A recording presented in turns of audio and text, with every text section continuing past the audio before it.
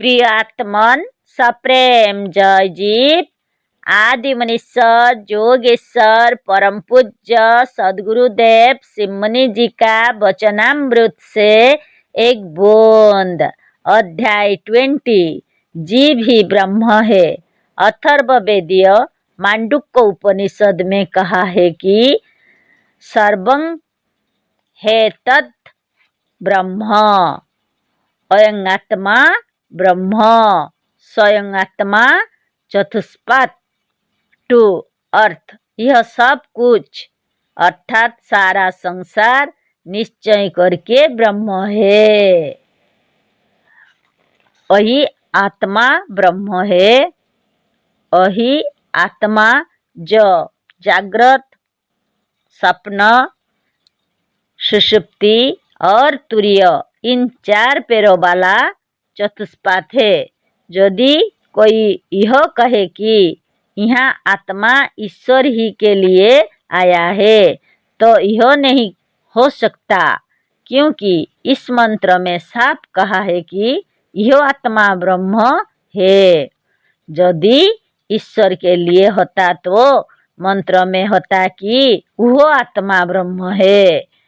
इसके सिवा आगे चलकर मंत्र ने साफ कर दिया है कि यही आत्मा ब्रह्म है। जो आत्मा जागृत और सपनादि अवस्थाओं से युक्त है। चतुष्पाद का अर्थ जागृत और सपनादि से है। इसी उपनिषद में नीचे स्वयं उपनिषद ने ही कहा दिया है, जिसे हम इस अध्याय के पहले लिख चुके हैं। क्या इस पर भी किसी को संदेह रह सकता है? बहुत ही स्पष्ट और साफ है। आगे देखें, यजुर्वेद के तैत्तिरीय उपनिषद में कहा है तत्सृष्ट्वा तदेवानुप्राविशत्। यजुर्वेद तैत्तिरीय अनुवाद 6 अर्थ। इस शरीर और संसार को बनाकर उसने स्वयं इसमें प्रवेश किया है। इससे भी अधिक स्पष्ट वचन यदि आप चाहते हैं तो सुनिए। स वा अयं आत्मा ब्रह्म विज्ञानमयो मनमय प्राणमय चक्षुर्मय श्रोत्रमय। बृहदा अनुवाद 4 भाग 4 मंत्र कंडिका 5। यह वेद का बृहदारण्य उपनिषद अध्याय 4 चतुर्थ ब्राह्मण का 5वां मंत्र है। इसमें साफ कह दिया है कि वही आत्मा निश्चय करके ब्रह्म है, जो विज्ञानमय है, मनमय है, प्राण वाला है, आँख वाला है और कान वाला है। इससे यह सिद्ध है कि वेदों ने मनुष्य ही को ब्रह्म माना है। इस बात को खूब साफ करने के लिए यहाँ तो कह दिया है कि निश्चय करके यही आत्मा ब्रह्म है। यही जो कान और आँख वाला है। धर्म और ज्ञान वह ही सच्चा और उत्तम है, जिससे हमारी आत्मा का अभ्युदय और उन्नति हो, हमारी शक्ति बढ़े और हम निश्चिंत आगे बढ़ सकें। महर्षि कणाद ने भी अपने वैशेषिक दर्शन में यही कहा है, जतः अभ्युदयानि श्रेय स सिद्धि स धर्मः। इसका अर्थ स्पष्ट है। जिस कर्म व ज्ञान से मनुष्य का अभ्युदय हो सके और वह बंधन मुक्त होकर उत्तम से उत्तम स्थान को प्राप्त कर सके, वही धर्म है और वही मान्य यज्ञ है। मनुष्य किसी की गुलामी करने के लिए नहीं उत्पन्न हुआ है। स्वराज स्वतंत्रता और मोक्ष मनुष्य को संसार में सबसे अधिक प्यारे हैं। मोक्ष मानी है बंधन से मुक्ति, अर्थात बंधन से छूट जाना है। बस संसार में स्वतंत्रता, मोक्ष और स्वराज से बढ़कर कोई दूसरा आनंददायी और सुखदायी नहीं हो सकता। वही मनुष्य धन्य है जो स्वतंत्र और मुक्त है। इस विषय में वेदों की बड़ी प्रशंसा है। बहुत ने बहुत ही स्पष्ट रूप में बतलाया है कि तू साधारण पदार्थ नहीं है, तू ब्रह्म है, स्वतंत्र है, सर्वश्रेष्ठ और जीवन मुक्त है। जो मनुष्य ईश्वर को अपने से अलग मानता है, वो अपने को ईश्वर से छोटा समझता है। द्वैतवादी व ईश्वर को अपने से अलग मानने वाले कभी मुक्त और स्वतंत्र नहीं है। जैसे अपराधी न्यायाधीश से डरता है, उसी तरह से द्वैतवादी मनुष्य ईश्वर को बुरे कर्मों का दंड देने वाला मानकर ईश्वर से डरता है। जैसे अपराधी जल्लाद का स्मरण करके कांपता है, उसी तरह मनुष्य अपने कुकर्मों के कारण ईश्वर को स्मरण करके कांपता है। ईश्वर अपराधी मनुष्य को दोजख और नरक में डालकर जलाता है। यही कितने बड़े भ्रम का सिद्धांत है। ईश्वर को अपने से अलग मानते ही यह सब मानना ही पड़ेगा, मानना ही पड़ता है। ईश्वर यदि अलग है तो वह मनुष्यों का स्वामी, न्यायाधीश और राजा है, और जीवगण उसकी प्रजा, मुलाजिम और गुलाम है। क्या जो किसी का गुलाम है वह मोक्ष, स्वतंत्रता और स्वराज का आनंद लूट सकता है? ईश्वर की गुलामी भी हमारी आत्मा को नीच बना देती है। गुलाम बनने की आदत बहुत बुरी होती है। वेदों ने भी इस बात को बतलाया है कि मनुष्य किसी का गुलाम नहीं है। मनुष्य ही ईश्वर, ब्रह्म और इस सृष्टि का बनाने वाला है। जो ईश्वर को परम पिता कहता है, वह भी ईश्वर से ऐसा ही डरता है जैसे नटखट लड़के अपने दंड देने वाले पिता से डरते हैं। अतः यह सिद्ध है कि यदि आप भय रहित होकर स्वतंत्रता और स्वराज का सुख भोगना चाहते हैं तो द्वैतवाद से दूर रहें और ईश्वर को अपने से अलग ना माने हैं। जो हमसे अलग नहीं है उससे हमें क्या डर। यजुर्वेद के 40वें अध्याय का 7वां मंत्र देखिए। तत्र को मह कह सको एकत्तम अनुपश्यतः। 7 यजुर्वेद अंक 40 मंत्र 7। जहाँ एकता है, जहाँ हम ही एक है, वहाँ मोह, शोक, भय और दुख कैसा। जो संसार में जीव, ईश्वर और प्रकृति परमाणुओं को अलग अलग मानकर एकता का खंडन करता हुआ यहाँ नानात्व और अनेकता को मानता है, वही डरता, दुखी होता और मरता है। वेद के बृहदारण्य उपनिषद में कहा है कि मृत्यु स मृत्युम अपनोति जो नानेव पश्यति। बृहदारण्य को 40 कांड 9। मृत्यु से भी बड़ी मृत्यु को वह मनुष्य प्राप्त होता है जो यहाँ पर नानात्व देखता है। बिल्कुल सत्य है। जो ईश्वर का अस्तित्व अपनी आत्मा से अलग मानता है वह कभी सुखी नहीं हो सकता। उपनिषदों में आत्मा को ही सबसे बड़ा कहा है। उपनिषदों में ईश्वर की ओर नहीं, सबसे अधिक आत्मा की ओर ध्यान दिलाया गया है। बृहदारण्यक उपनिषद का आरण्यक 6, ब्राह्मण 5, मंत्र 6 देखिए।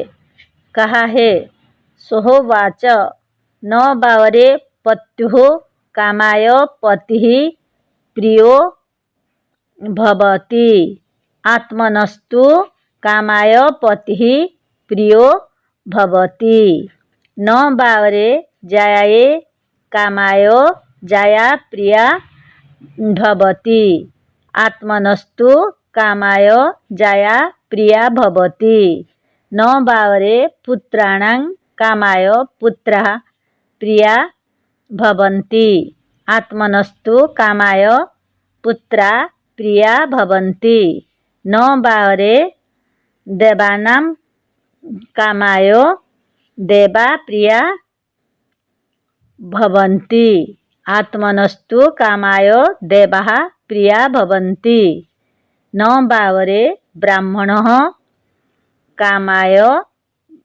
ब्रह्म प्रियं भवति आत्मनस्तु कामाय ब्रह्म प्रियं भवति न बावरे सर्वस्य कामाय सर्वं प्रियं भवति आत्मनस्तु कामाय सर्वं प्रिय भवति आत्मा बा ओरे दृष्टव्य श्रोतव्य मंतव्य निधिध्यासितव्य।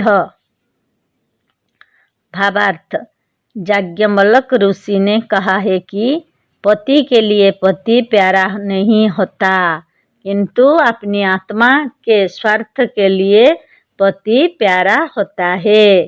स्त्री भी स्त्री के लिए या उसी के लिए वह प्यारी नहीं होती, किंतु इसी आत्मा के लिए, अपने सुख के लिए स्त्री प्यारी होती है।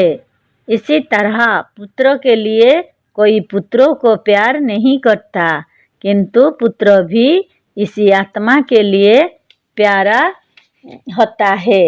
देवता भी देवता के लिए प्यारे नहीं होते, देवता भी आत्मा के लिए या अपने मतलब के लिए प्यारे होते हैं। स्वयं ब्रह्म और ईश्वर भी उसी के मतलब से प्यारा नहीं होता, किंतु ब्रह्म भी अपने मतलब के लिए प्यारा होता है। इसी तरह से सारा संसार या संसार का सब कुछ अपनी आत्मा के लिए प्यारे होते हैं। इसीलिए ईश्वर नहीं, आत्मा ही सबसे बड़ा है, आत्मा ही ईश्वर है। अतः आत्मा ही देखने योग्य, सुनने योग्य, मनन करने योग्य और धारण करने योग्य है। अतः मनुष्य का सबसे पहला काम है कि वह अपनी आत्मा को जाने। इधर उधर भटकने की जरूरत नहीं है। सारे संसार का केंद्र और शक्तियों का खजाना अपनी ही आत्मा के भीतर है। तलाश करने की आवश्यकता नहीं। अपना ईश्वर अपने पास है। सारे दुखों को दूर करने वाला, सारी विपत्तियों का नाश कहीं दूर नहीं है, वह अपने पास ही अपनी आत्मा में मौजूद है। उसको मनुष्य दूर और अलग मानकर दुखी हो रहा है। वेदों में आत्मा को ही सर्वोपरि माना है।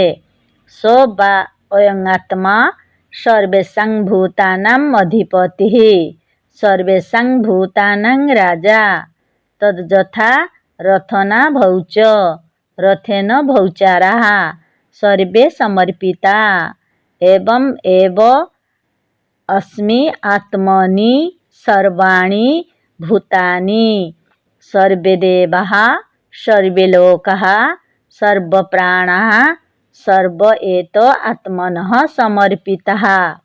बृहदारण्यक अध्याय 4 ब्राह्मण 5 कंडिका 15। जैसे पहिए की नाभि में पहिए की सब तिलियां जुटी रहती हैं और जैसे पहिए की नाभि पहिए का केंद्र है, उसी तरह सारे संसार का केंद्र आत्मा है। वही आत्मा पंचभूतों का मालिक और राजा है।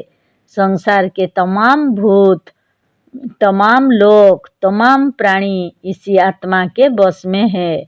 इसी से कहा है, अतः पुत्रमाहो तं ब्रह्म त्वं यज्ञस्त्वं लोक इति। स पुत्रः प्रत्याह अहं ब्रह्मास्मिन् अहं ब्रह्मा यज्ञाहं लोक इति। बृहदारण्यक अध्याय 1 ब्राह्मण 5 कंडिका 16। उसने अपने पुत्रों को उपदेश दिया कि तू ब्रह्म है, तू यज्ञ है, तू सारा संसार है। ज्ञान होने पर उसने भी कहा है कि मैं ब्रह्म हूँ, मैं यज्ञ हूँ, मैं सारा संसार हूँ। क्या इसका कोई दूसरा अर्थ हो सकता है? फिर जानबूझकर द्वैतवादी उल्टा क्यों समझा रहे हैं? यही कारण है कि वेद ने साफ कह दिया है कि जो अपनी आत्मा को छोड़कर किसी अन्य देवता की उपासना करता है, वह मनुष्य नहीं पशु है।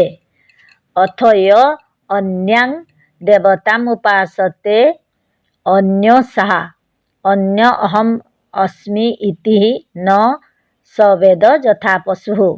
बृहदारण्यक अध्याय 1 ब्राह्मण 4 कंडिका 10। इसी तरह सामवेद के छांदोग्य उपनिषद में कहा है कि यह सारा संसार उसी सत्य रूप परमात्मा का दूसरा रूप है। यह सारा संसार वही ब्रह्म है और वही ब्रह्म हे श्वेतकेतो तू स्वयं है। इदं सर्वं तत्सत्यं स आत्मा तत्त्वमसि श्वेतकेतुः इति। छांदोग्य अध्याय 6 खंड 8 मंत्र 7। अर्थ, हे श्वेतकेतो, वह जो सत्य है वह आत्मा है, वही यह सब है और वही तू है। मनुष्य ईश्वर का बनाया हुआ नहीं है, किंतु मनुष्य ने ही अपनी कल्पना से साकार, निराकार, लीला, उजला, छोटा, बड़ा, एक मुक्का और 4-5 मुक्का ईश्वर बना डाला है। मनुष्य के सिवा संसार का कोई प्राणी ईश्वर और मजहब को नहीं मानता। ईश्वर का अत्यंत अभाव है। यह संसार भी आत्मा के समष्टि की कल्पना से रचा गया है। देखें, आत्मा बा इदमेक एवाग्र आसीत नान्य किंचन मीसत स इखत लकान्यो सृजा इति। ऋग्वेदीय ऐतरीय उपनिषद प्रथम अध्याय खंड 1 मंत्र 1। अर्थ, पहले केवल आत्मा ही था, थोड़ा भी दूसरा कुछ नहीं था। इसी आत्मा ने संसार को बनना चाहा और बनाया। सारा संसार इसी आत्मा के होने से ही हुआ है। यदि यह आत्मा ना रहे तो यह संसार भी ना रहेगा।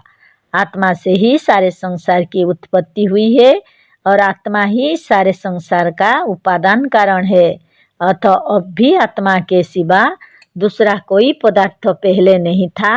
अतः प्रकृति परमाणु को संसार का उपादान मानना भ्रम है। आत्मा की व मनुष्य की इच्छा का ही नाम मन है। ऊपर के वेद वाक्यों से यह साफ मालूम होता है कि यही सारी माया प्राणियों की इच्छा की है। यही कारण है कि हमने इस पुस्तक के पिछले अध्याय में मन को सर्वोपरि माना है। मनोबल सबसे बड़ा बल है। इस विषय को आप हमारे सत्य, सुंदर और स्वतंत्र विचार, निरोग होने का अद्भुत उपाय और आत्मबल, मनोबल और इच्छा शक्ति नाम के ग्रंथों में देख सकते हैं। यजुर्वेद के तैत्तिरीय उपनिषद में भी यही कहा है। मन ब्रह्मेति व्यजानात् मनसः ह्वो खल्लिमानि भूतानि जायन्ते मनसा जानामि जीवन्ति मनसा जातानि जीवन्ति मनः प्रयन्तोऽभिसंविशन्ति। यजुर्वेद तैत्तिरीय उपनिषद भृगुवल्ली अनुवाक 4। अर्थ मन ही ब्रह्म है ऐसा समझे, क्योंकि यह सारा संसार मन से उत्पन्न हुआ, मन ही से होकर मन ही के कारण यह जीता है और अंत में मन में या मन के साथ ही लय को प्राप्त होता है। यद्यपि वेद के उपनिषद का यह वचन सत्य है, पर हम केवल वेदों में लिखा होने के कारण इस सिद्धांतों को नहीं मानते, किंतु हम इसे इसीलिए मानते हैं कि यही युक्तियुक्त, तर्क संगत और सत्य है। व्यास मुनि ने भी कहा है कि युक्तियुक्तम उपादेयं वचनं बालकादपि। युक्तियुक्त वचन लड़के का भी उपादेय ग्रहण करने योग्य है। अतः हमारे लेखों के लिए वेदों के प्रमाण की आवश्यकता नहीं थी। हमारा सिद्धांत यह है कि जो वचन युक्तियुक्त नहीं है, वह चाहे वेदों में ही क्यों ना लिखा हो, मानने योग्य नहीं है। हमारे मत यह नहीं है कि संसार का सारा ज्ञान वेदों की पुस्तकों में अवश्य होना चाहिए। हम इस बात को उपयुक्त नहीं समझते कि जो ग्रंथ जितना ही पुराना है उतना ही वह अधिक माननीय है। अतः इस लेख में हमने जो कुछ कहा है युक्ति और प्रमाणों के साथ कहा है, पर बहुतों का ख्याल है कि अद्वैतवाद प्राचीन नहीं नवीन है, पर इसी ख्याल के अनुसार वह अद्वैतवाद को नवीन वेदांत और इसके मानने वालों को नवीन वेदांती कहते हैं। ऐसे ही लोगों के देखने के लिए हमने ऊपर के वेद मंत्रों को उद्धृत कर दिया है। यह लोग बड़े गर्व से कहा करते हैं कि वेदों या उसके उपनिषद में अद्वैत सिद्धांत नहीं है और यह सिद्धांत नवीन है। अद्वैतवाद को नवीन मानने वाले वेदों के इन मंत्रों को आंखें खोल कर देखें और निष्पक्ष होकर विचार करें। हमने वेदों के संहिता भाग के मंत्रों को भी इस ग्रंथ में उद्धृत कर दिया है। वेदों और वेद के उपनिषदों में अद्वैत ज्ञान भरा पड़ा हुआ है, पर अफसोस की बात यह है कि जिन्होंने वेदों को देखा तक नहीं, वह भी वेद से नीचे की बातें नहीं करते। आशा है कि ऊपर के उद्धृत किए हुए वाक्य अद्वैतवाद को प्राचीन मानने के लिए पर्याप्त होंगे। यद्यपि यह वचन स्मरण रखने योग्य है कि केवल प्राचीन होने से ही कोई वचन या सिद्धांत प्रतिष्ठित नहीं होता है। ऊपर के सारे लेखों का तात्पर्य यही है कि आत्मा की शक्ति और बल अनंत और अपार है। मनुष्य इसे भुलाकर ही निर्धन, निर्बल और दिनहीन हो रहा है। मनुष्य अपने से ही अपने को दीन समझकर बंधन में पड़ा हुआ है और इससे मुक्त नहीं होता। सच्ची बात यह है कि यह अजर, अमर और अविनाशी है। यही आत्मा सर्वशक्तिमान ब्रह्म है। इस ज्ञान को समझकर मनुष्य परमानंद और ब्रह्मानंद को प्राप्त कर सकता है। सारी सफलताओं की कुंजी इसी आत्मा के भीतर है, अपने पास है। इति श्री मुनीश्वर जोगेश्वर शिव कुमार शास्त्री कृते वेदांत सिद्धांते मनुष्य महिमा वर्णन्यामः विंशो अध्यायः। जय जीव।